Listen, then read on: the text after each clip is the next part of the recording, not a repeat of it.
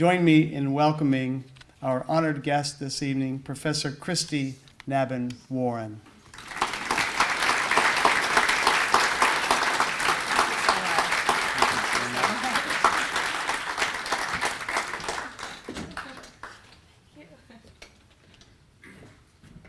Thank you so much, and what a wonderful dance performance. Thanks to everyone. So good evening. Thank you so much for coming out and being here tonight. I've been looking forward to being here for quite a few months now. And I'd like to publicly thank a few people as well. Can y'all hear me? Is this okay? Yeah. I just came from Kentucky, a week-long camping trip, so I'm going to say y'all a lot. So, so I'd like to publicly thank Karen Enriquez, Faith Sovilla, where did Faith go? Doug Christie, and everyone else here who's had a role in bringing me here. And a very special mil gracias, muchas gracias, goes out to the amazingly talented graphic designer, Sarah Martinez. Sarah, thank you so, I gotta give you a hug. Your image is, it's so beautiful. She did it when she was 19. Are you kidding me? Oh my goodness, I have been meditating on your image for months. It's beautiful, and thank you so much for sharing it to grace the cover of the book. Thank you so much. My focus tonight is on brown lives and on a brown symbol of hope, love, and beauty. But before I begin, I'd like to take a moment to dedicate my talk to Stefan Clark, a 22-year-old African-American father of two, young children who was gunned down in Sacramento backyard last Sunday night. Stefan was an innocent man. His only crime was in being a black man in America today. He was in his backyard holding his cell phone, and his mother saw the whole thing happen. Black Lives Matter, and I'd like to take a moment to think about Stefan and his family. Brown Lives Matter too, the focus of my talk this evening. I'd like to now share with you stories about a special woman, stories that have captivated me since I was a young girl, growing up in Northwest Indiana. I was born in Gary, the granddaughter and many, many steelworkers in my family. The region, or the region, as it's called by those who grew up there with a Chicago accent, of course, is a part of the country that is ethnically and religiously diverse. It's an area that's working class, a place full of hardworking, loving people. People who love their food, their families, and their churches. I was raised by an Arab American, Lebanese, Swedish Lutheran father and a Polish Catholic mother. Like so many of you in this room, I'm an ethnic mezcla, a mixture, and a religious mixture as well. Some Lutheran theology and K through 12 church experience in camps, mixed with a Quaker focus on social justice, an idea that we all have the inner light. And I still believe that. The Catholic part of my youth has always factored in ways I did not always understand as Catholic with a big C. As a girl, I was somewhat aware of my converted Lutheran mother's devotion to the Virgin Mary, and even more so, my best friend Marisela Villanueva's family devotion to La Virgen de Guadalupe. I spent a lot of time at Marcy's house growing up, and I marveled at her home altar, the candles that burned on the shelf, the pictures of the saints, and the statue of La Virgen that had been brought over from Mexico. These things were not in my own home, and I loved them. The fact that a woman, and let me repeat, a woman, and thank you, President Snyder, for the shout out for the Me Too movement, appreciated that. A dark-skinned woman at that, was at the center of a home's devotions, and everyday life was definitely outside of my mostly Protestant-centric, waspy kind of youth. It excited me and intrigued me. So it was friendship, food, and a revered woman known as La Virgen de Guadalupe that helped lead me into an area that academics call Catholic studies. Add an Italian Catholic mentor in college, and in graduate school, and there you go. My entire life has been impacted by the wonderful tastes, smells, and sounds of my Latino friends and interlocutors, from Gary and Portage, Indiana, to South Phoenix, Arizona, to most recently the rural areas and small towns in eastern Iowa, where I now live. Oh, I have to remember, okay. So here are some images from eastern Iowa of La Virgen de Guadalupe. So this is from West Liberty, Iowa, the first majority Latino city in the state. And then the second one. Oh, I'm sorry. No. That was from Columbus Junction. I'm sorry. That's where I'm doing a lot of my field work right now. And this next one is from West Liberty, where I'm also doing field work. So these are some Corn Belt Marias. In all the places I've lived and worked with Latinos, it's always been clear that La Virgen de Guadalupe has been and remains a central touchstone of identity. She's a powerful woman, a mother, brown, not white. She is there for her children. Across the United States, front and backyard shrines to her continue to be built and maintained. Devotions to her, songs to her, candles lit for her. Why? What explains the 16th century woman's continued relevance in the 21st century? So in the time remaining this evening, I will share with you stories I've been told about Guadalupe, also called Lupe, and why I believe she remains a source of power, inspiration, and hope for the millions of Latinos living in Las Americas, Catholic and non-Catholic and non-affiliated alike. I'll end this presentation with a call for us to stand with U.S. Latinos and to emulate Guadalupe in our thoughts, words, and actions, to show hospitality, love, and care for our Latino neighbors, to embrace dreamers who are living in uncertain and stressful times, to show our own light in the world. What would Guadalupe do? I believe with all my heart that she would stand with her children, whatever her children's official documentation or sexual orientation or marital status might be. Let's now shift to Eliseo's story.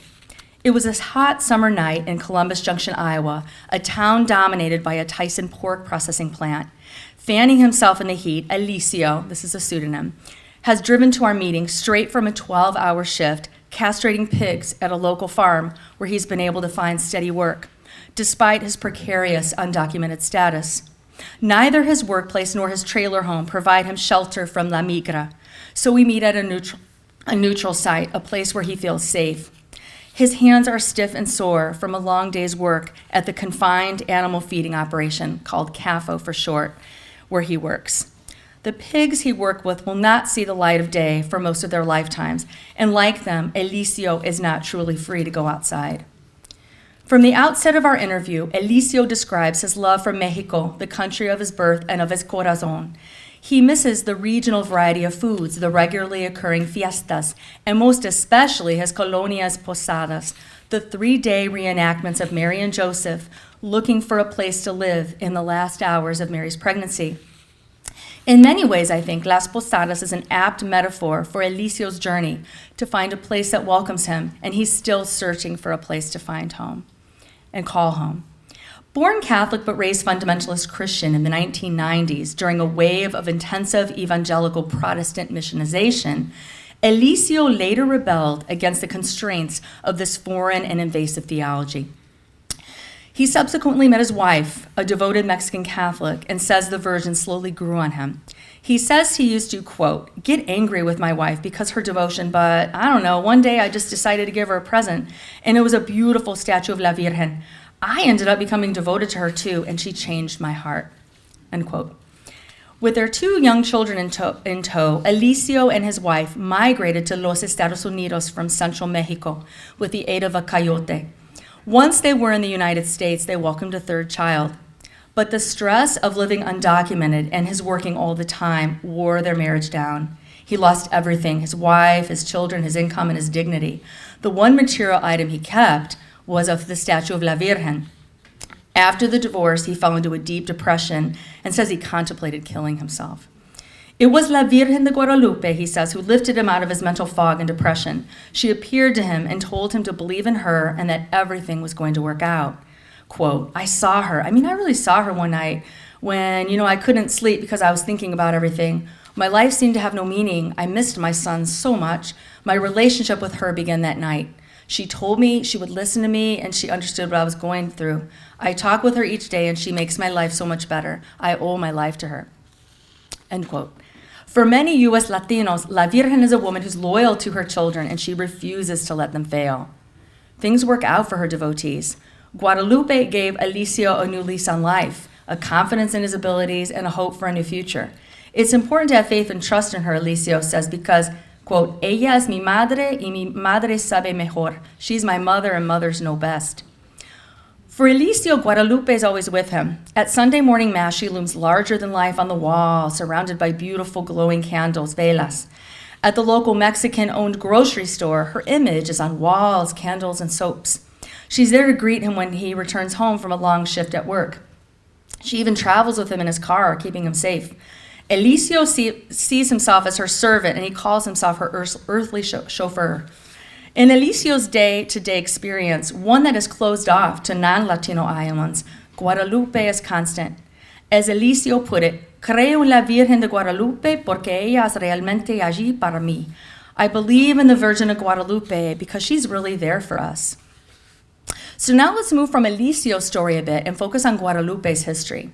How did this brown-skinned virgin, his woman, become a major symbol of Latino identity in the Americas? Why do men like Eliseo turn to her? The many reasons are complex and historically situated. The first recording of the Guadalupan apparitions in Mexico are detailed in the literary document the Nicam-Mapahua, a mid-16th century document written by the Spanish Catholic vicar Luis Lasso de la Vega in Nahuatl. Now, I do not read Nahuatl.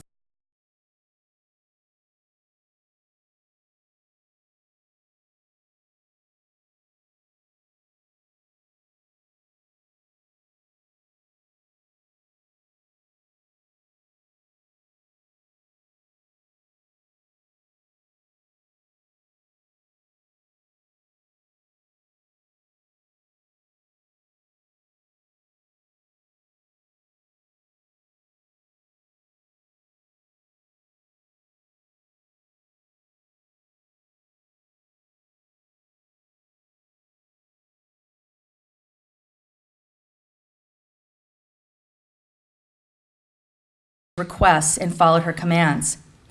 After 3 unsuccessful visits to the bishop to build her a chapel, a capilla, it was a bouquet of fragrant Castilian roses that convinced Bishop Zumarraga that the peasant spoke the truth. The roses that had magically grown in December and had imprinted themselves on Diego's tilma, or robe made out of cactus fiber, were a poignant symbol of new life and hope in the dead winter months. The standard ecclesial interpretation of the apparitions and the accompanying mid-16th century response, one embraced by non-Latino theologians and Latino theologians alike, tends to be that the brown Virgin of Guadalupe spoke Diego's native tongue, now Saint Juan Diego, I should say, and not the language of the colonizer, thus representing what the late Roman Catholic theologian and priest Virgilio Elizondo has called a providential reconciliation of indigenous and Catholic Christian symbols and beliefs for men, women, and children. Over time, the Guadalupan apparitions and Juan Diego were codified and given their own meanings by the Church. Jesuit and Franciscan missionaries popularized the text, the Nicam-Mapahua, even as they subjected indigenous women, men, and children to the full treatment of colonization. That's a history that's tough to wrestle with. Nahuatl priests were systematically executed, and the conquistadores exacted encomiendas, forced Indian labor that placed a heavy toll on native bodies and homes. And the Church, the Roman Catholic bastion, helped to create the legal foundation used by the Spanish crown to violently compel Indians' compliance. As with all founding texts, any text, the Nicam-Mapahua has been scrutinized by historians and theologians alike.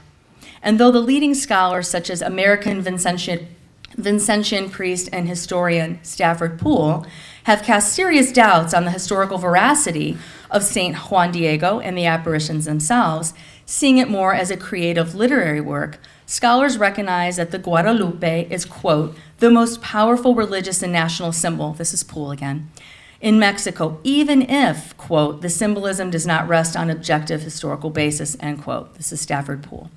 The Church-sponsored apparition narratives of miraculous intervention uphold La Virgen as savior of Mexican mestizos and the Church in New Spain.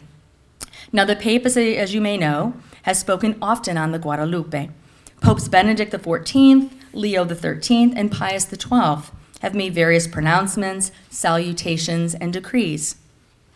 Most recently, now, St. John Paul II elevated the Guadalupe to vast hemispheric spiritual heights. This official culmination of the Virgin's ascendancy took place in Tepeyac, March 1999, when St. John Paul II declared her patron of North and South America. According to the historian D.A. Brading, quote, "Within the Catholic Church, no other Marian image has been accorded such universal honors." But here's the thing. The Guadalupe of Elizondo's and the Church's theological imagination is indeed a brown madre, but she was also thoroughly domesticated and appropriated as a sweet, gentle woman who offered her children a foretaste of heaven. While at first glance his theological imaginings and reconstructions of Guadalupe may seem radical and revisionist, this is speaking of Padre Elizondo, but they're really only so in a tempered way. In the end, Guadalupe is reinscribed as a missionized woman. She may be brown, and she speaks the indigenous tongue of a man to whom she appears, but she's still imagined and contextualized what I would argue is a deeply patriarchal system, and one that is Western European at that. It's a colonial system. Guadalupe became the archetypical girl woman, kind but non-confrontational, the kind of girl who requires a man to convey her messages to authority. I'm going to get a little edgy here, so just putting it out there. Okay, Kristy's getting, we Iowans can be edgy, just so you know. To most Latinos, it does not matter what scholars say about the text of the Nica Mapahua. La Virgen is their champion because she chose a dark-skinned Indio. Today's Latinos are latter-day Juan Diegos, chosen by La Virgen herself. But unlike Juan Diego, they do not ask a bishop for permission to make her theirs. Popular devotions, not contingent on ecclesial approval, reign supreme in Latino homes and yards across the United States and wider Americas. I'm imagining you have lots in Los Angeles. We have a lot in Iowa, but I would imagine times 1,000 here, right? Many Latinos craft home altars to her, altarcitos, build backyard shrines in her honor, walk through crime-ridden urban streets to reclaim the spaces in her name. Their devotion transcends time and history. So here's an image of Tonantzin, who many scholars argue is a precursor, an Indio version of La Virgen de Guadalupe. She was a tough woman. I'm just going to say it. Okay. And then now we're on the Guadalupe, the church version. This is sort of the official ecclesial version of her. You can see her image at the Basilica in Mexico City. Now you're on a runway, so you have to go really, really quickly. I usually go when I go like 20 times around because you're moving on a conveyor belt. So it didn't used to be that way. Younger Latinos, particularly those unmoored from the Catholic Church for many reasons, and organized religion in general for many reasons, millennials and Gen Yers alike, and post-Gen Yers that we're still figuring out what to call post-Gen Yers. And their numbers are rapidly growing. Read the new Pew report, PEW out of Indianapolis.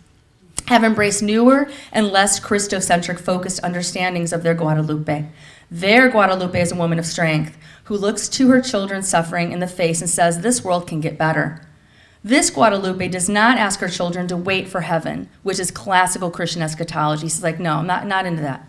She tells them that their lives can be better now. In the late 1990s and early 2000s, I interviewed about 70 cholos and cholas, Latino gang members in South Phoenix, who rejected the passive virgin of their parish churches. Bernadette, pseudonym, then a woman in her 20s who now has her own children, was adamant that the church Guadalupe, she called it, was not her virgin because, quote, my Virgencita. I'm going to try to channel Bernadette here. It was my first interview with a chola, and I remember being very scared because we were about the same age. My Virgencita loves me and protects me no matter what. She is not a shy virginal woman. She wasn't a virgin, she says. And she doesn't expect me to be a 90s girl or to be a virgin either. She loves me and protects me no matter what. I think she'd approve. We still talk.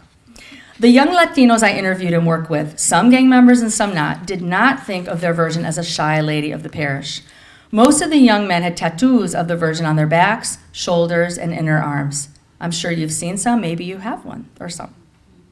Some of the tattoos were colored, some were black and white. All of these inked virgins protect them. She literally has their backs in the mean streets of South Phoenix. So here is one incredible tattoo. Love this one. And then here's a couple arm tattoos, kind of the pre-sleeve phenomenon. Now you're seeing more Guadalupe sleeves. This is part of the pre-sleeve phenomenon. These young Latinos are part of the larger historical trajectory of revolutionary Guadalupes, the poster warrior woman of Father Hidalgo y Costilla's Mexican independence movement from Spain in 1810, Emiliano Zapata's and Pancho Villa's 1914 Tierra y Libertad, Land and Liberty campaign, Cesar Chavez and the United Farm Workers' 1966 pilgrimage from Delano to Sacramento. In the 1990s to early 2000 Zapatista Army National Liberation's Mobile City, named Guadalupe Tepeyac. I'm going to show you some images here. There's the banner. Kind of scroll through these somewhat quickly. And if any of y'all want a copy of the PowerPoint, I'm happy to send this out after the talk too. This is from a retablo. It's a painting, sort of a devotional painting. And this retablo evokes the Mexican independence movement. I just think it's absolutely stunning. So this is to give you a sense of the history of Guadalupe. We've got a great historical photo here. And we've got a couple of Cesar Chavez, who, as many of you may know, was a strong devotee of La Virgen de Guadalupe. My colleague Luis Leon has a new book out, a fairly recent book on this. Okay.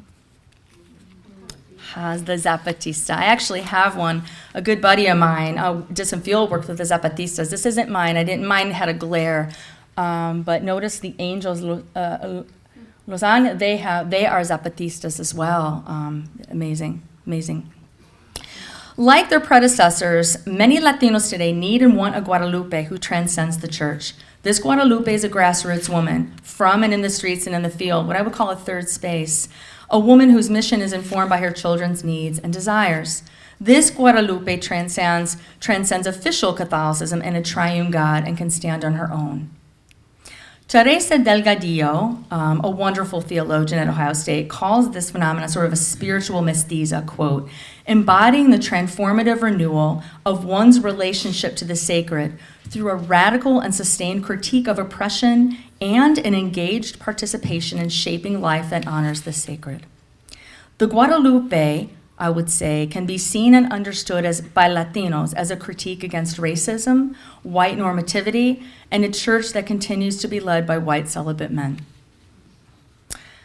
Guadalupe is also imagined in many sexual ways as well, and her sexuality for many women is very poignant, and we'll get to this Guadalupe as a woman. Let us return to Eliseo, who said La Virgen literally saved his life. What Eliseo is describing is a relationship with a heavenly and earthly woman who continues to aspire him to be a better man and husband to his second wife, Connie, who works at a rural Iowa chicken plant where she candles eggs. Like her husband, Connie has a deep devotion to Guadalupe and prays to her to give her strength every day. Connie has her share of heartaches and struggles, and as an undocumented Latina in the age of Trump, she lives in constant fear of being deported. We recently ran into each other at a local Aldi grocery store. If you haven't been to an Aldi, must go promptly. Best grocery store out there. I don't know if you have them all in California, but they're big in the Midwest. It's where you see pretty much your entire community's migrant and refugee groups. It's awesome. So we chatted in the ethnic foods aisle, and particularly met up in the Mexican food section. As she picked up a box of Maria's cookies off the shelf, I grabbed a few too. My kids love them. Connie looked thoughtful and says she's even more fearful than she was when she came to the United States over 10 years ago. She constantly worries that the INS is going to raid her home trailer or find her at work. As she looked at the cluster of candles, she picked 2 Guadalupe candles and placed them in her cart as part of her spiritual and prayer repertoire. I picked up a few as well. We hugged parting ways, and she asked me to pray for her and her continued safety. I told her I would, and I would light my velas as well. To the Latino faithful like Eliseo and Connie, the Virgin is much, much more than what we might think of Guadalupe. She's not white or light brown, she's dark brown, and she does not blindly support neo-colonial or heteronormative white institutions and their values. She stands with her people and is herself, I would argue, a liberation theology.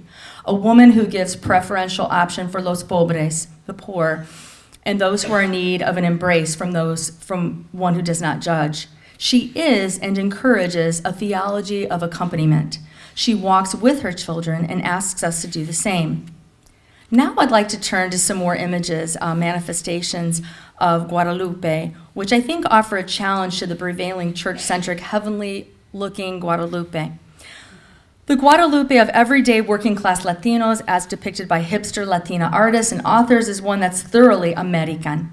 She's a strong brown woman who's a beacon of hope and strength. She speaks against domestic violence, poverty, and racism. She's pro-life, but not in a particular kind of way that one might think. But she does champion the seamless garment. To some faithful, she champions non-heteronormative relationships. She walks with her pilgrims. She accompanies pregnant women to the clinic, gang members in their homes, and undocumented exploited workers in the farms, fields, and cafos across the American landscape. So the really real Guadalupe, to invoke the sociologist, the now late sociologist Peter Berger's famous phrase, is a woman who is sometimes connected to the church and who sometimes not. She's neither owned by Catholics nor by their religion. She can be spiritual but not religious. To the Chicana author Sandra Cisneros, who I got to meet and I kissed her hand. She kissed my hand. I didn't wash my hand for a week, I will admit. She came to the University of Iowa last year. I was gaga. The Guadalupe is the embodiment of female sexuality. To the artist Tamara Adams, she's a nursing mother. To the Latinos who work in the fields and factories, she's encouragement and strength. Here's Sandra Cisneros.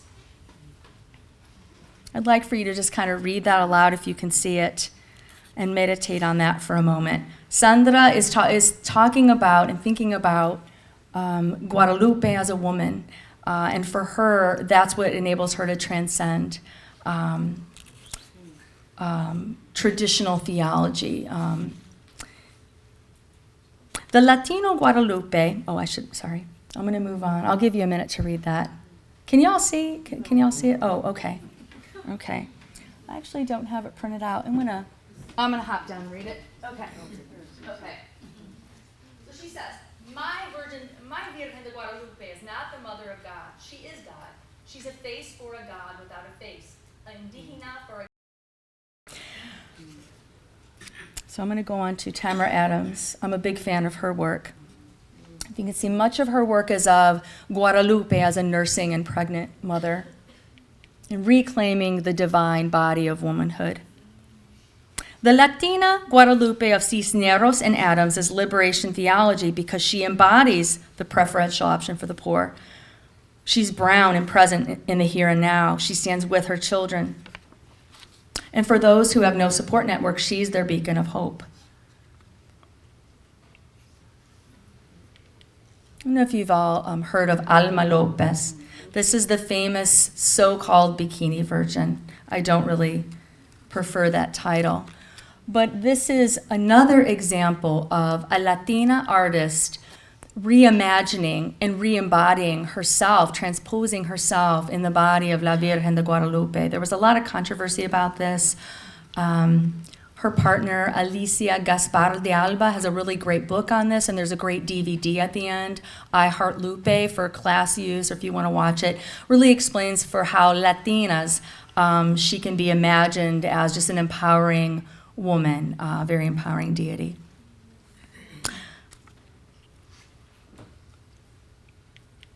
This is another one that I love. This is from a bit earlier. This is Esther Hernandez's work.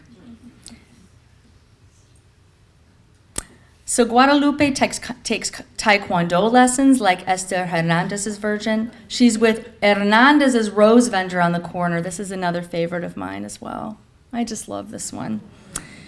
And see how her cape is, Hernandez does beautiful work. Guadalupe is unapologetically and quintessentially the American woman, and she embraces a certain attitude, I think. Am I not right here? An affect of moxie. These are virgins with moxie, virgens with moxie.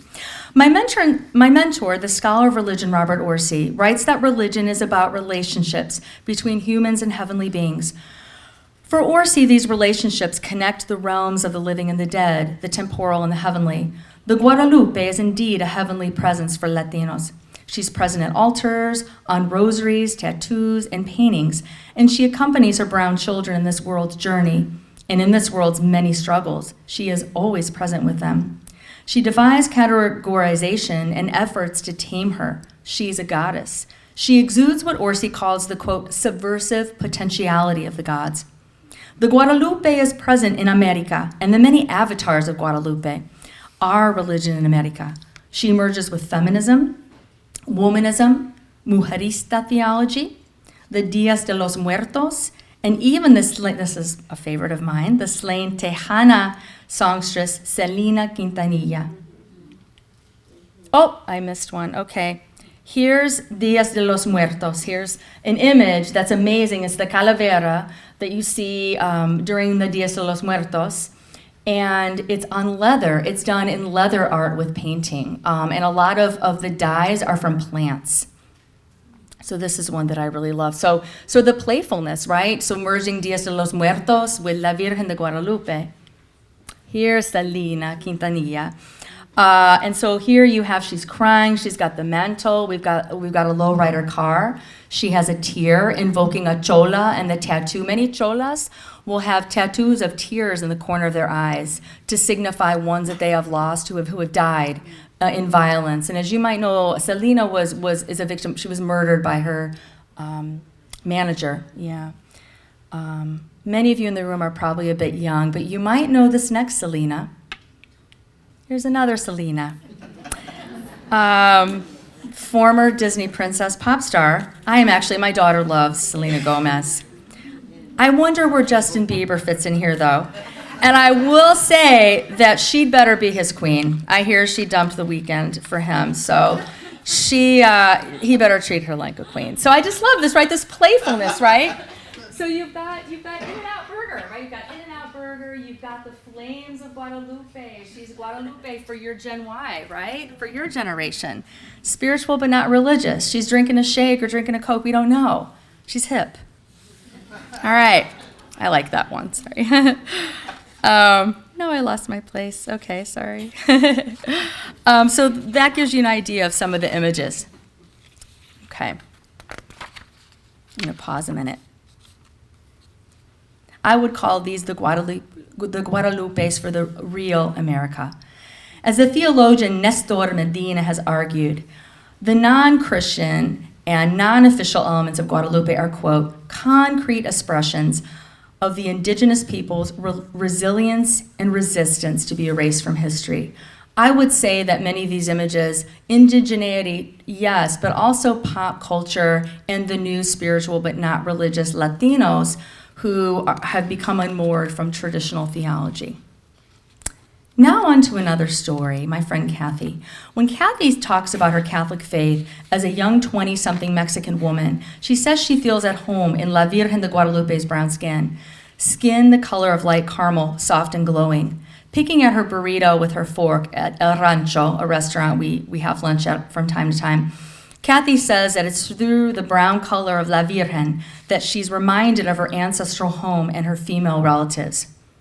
Kathy says, you see, I have the skin tone of La Virgen, and my middle name is Maria, the name of my mom's mom, my abuela maternal. I've always loved my grandma, and even though I don't get to see her so much because she lives in Mexico, I'm always connected to her through my name, my color, and that we are named after La Virgen. And when I pray to her, to my mom. I call her Madre Mía de Jesús. And when I look at my mom and grandma, I see Maria. They are both brown, beautiful women. For Kathy and the many working class, undocumented, and documented Latinas I've encountered in more than 20 years conducting anthropological research with Latinos in the United States, La Virgen's main significance is not that she's Catholic again. This is a theme running throughout, you can tell. She's a brown woman and a mother. She represents unconditional love and support.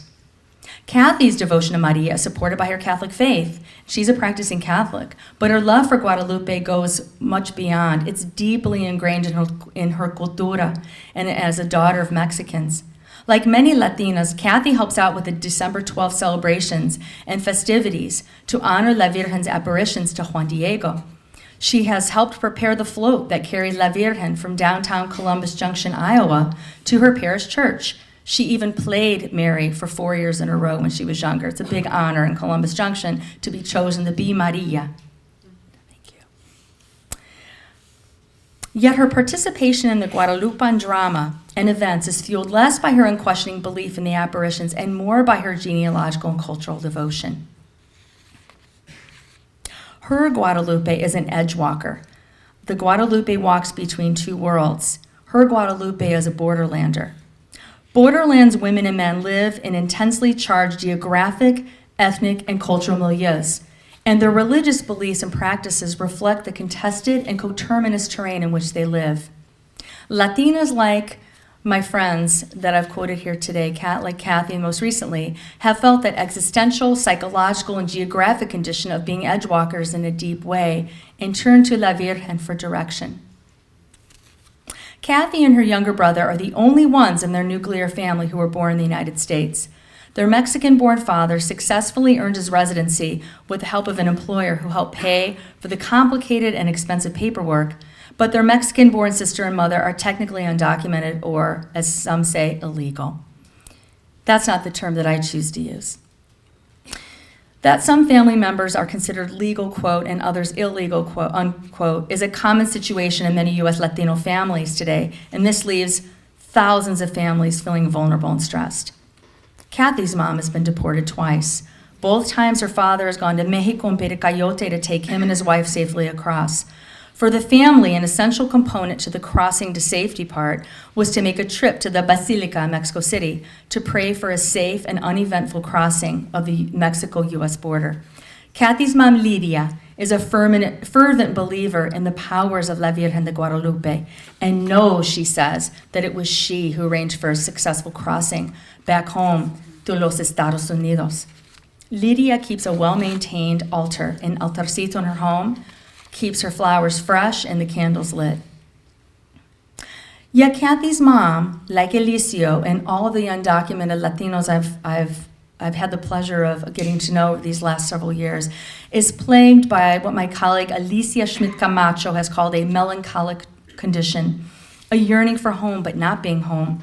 They're trapped by their undocumented status, and as much as they'd love to return home to Mexico, even to visit family, their nuclear families are in Los Estados Unidos, so Lydia wants to be present with them. But Lydia misses the sounds and smells of her hometown and the seasonal foods, like nopales, that are difficult but not impossible to find in Columbus Junction, Iowa. Lydia does her best to replicate the sonic, visual, and olfactory affects of Mexico. She tends to her altarcito each day, but she's afraid to go too far outside her home, let alone her town. I'm going to skip ahead a bit. It's so hard to cut stories of my friends, but I know I need to do that. I can send you all the longer version of the talk if you'd like. Okay. So I don't know if you're familiar with the famous triptych. I don't know if it's called triptych, but I call it a triptych of Yolanda Lopez, not Alma Lopez. Yolanda Lopez was a Chicana in the 70s who did some amazing work. So for the Chicana artist, Yolanda Lopez, Guadalupe's body was showcased, not covered up. Her body was brown and powerful. As you might imagine, these were somewhat controversial in the time, much like the Bikini Virgin, quote unquote, was. So Yolanda imposes, wait. No, this isn't. This is her grandma. Sorry. This is her abuela. Okay. So here's her famous triptych. I had them out of order. So this is her abuela sitting, and she's crushing the skin of the snake. If you see, holding the shedded skin of a snake to show how La Virgen has been relevant for Chicanas during the era of the Chicano movement. So here's her abuela, so part one of the triptych. And then we've got Lopez herself, who was a runner for many years. Very strong, very muscular, not thin, not demure. She was sweating, right? Very, very, this is probably the most of the three controversial. And here's her mom, who was a seamstress, who worked in a factory. These women hold Maria, they wear her, they are her, they touch her. Their bodies engage with La Virgen. This isn't part of the triptych, but it's another one that I love. It's in her shoes. So we have La Virgen de Guadalupe wearing the shoes of a working woman or a mother, but just typical shoes that you might wear, right? Can you all see that quote? So I want to read you a quote by Alma Lopez. Make sure I'm on the right page. Even if? Yes. Okay, great. So going back to Alma Lopez, who very self-consciously has built on Yolanda Lopez as in her own work. They're both Guadalupanas. So when Alma Lopez more recently, was asked to reflect on the controversy surrounding her art, where the angel was bare-breasted holding up La Virgen, she replied, "Those who were against the image, their faith and I liked that actually. Their faith and masculinity is threatened by my portrayal of the Virgin as a contemporary Latina." Her longer response echoes the feelings that Eliseo, Bernadette, Kathy, and many, many others I've spoken with have had in varying degrees of La Virgen. So I'm going to read this to you. "Even if I look really hard at Our Lady was the formal title of the Bikini Virgin, so it's Our Lady, and the works of many Chicana artists, I don't see what's so offensive. I see beautiful bodies, gifts from our Creator. Maybe because my mother breastfed me as a baby, I see breasts as nurturing. Maybe because I love women, I see beauty and strength. Mary was an awesome woman and mother with a difficult task. She had a child that was not her husband's. She kept her son safe from a murderous king. She suffered her son's struggles and death, and most of all, she raised her son to have love and compassion for everyone, including female prostitutes. I think Mary was a lot like some of our mothers." So to conclude this talk tonight, given this brief history and anthropology of the Guadalupe, there's more in the book, and there's more in my other works, but it's hard to condense, and her significance for many Latinos, what does this mean for the rest of us? How do we respond and relate to a unique history of brownness, to Guadalupe, and to Latinos in our communities and our nation? The answer, I think, is one of accompaniment and action. This means we must walk the walk.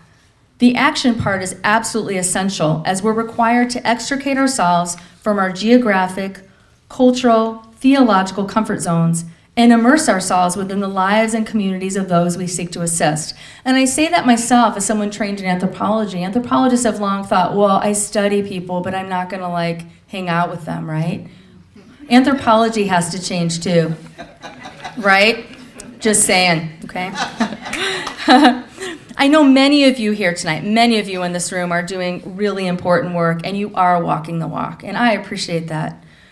The theologian Roberto Gozueta has written about his vision and hope for theology of accompaniment. I love his work.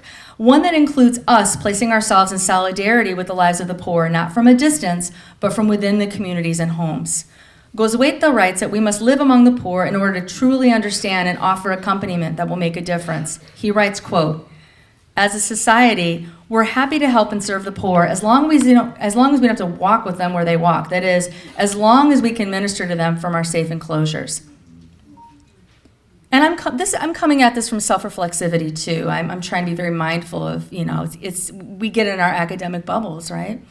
This distance prevents us from having meaningful interpersonal relationships with them, and the poor remain passive objects of our actions.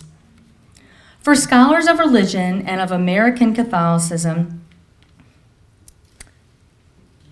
and American religion more broadly, it means that we must immerse ourselves in Latino communities and break bread with Latinos. We must make the effort to transcend our own social cultural milieus and accompany Latinos on their journey. We must help tell their stories and draw attention to the racism and inequalities that persist. We must use our privilege, and for myself, my white female privilege, to be allies and advocates. Dr. Paul Farmer, big fan of Dr. Paul Farmer, co-founder of Partners in Health, has written passionately and eloquently about public health concerns and actions he's taken in Haiti, an approach of accompaniment which is, quote, are his words, "good insurance against failures in implementation, policy, and governance."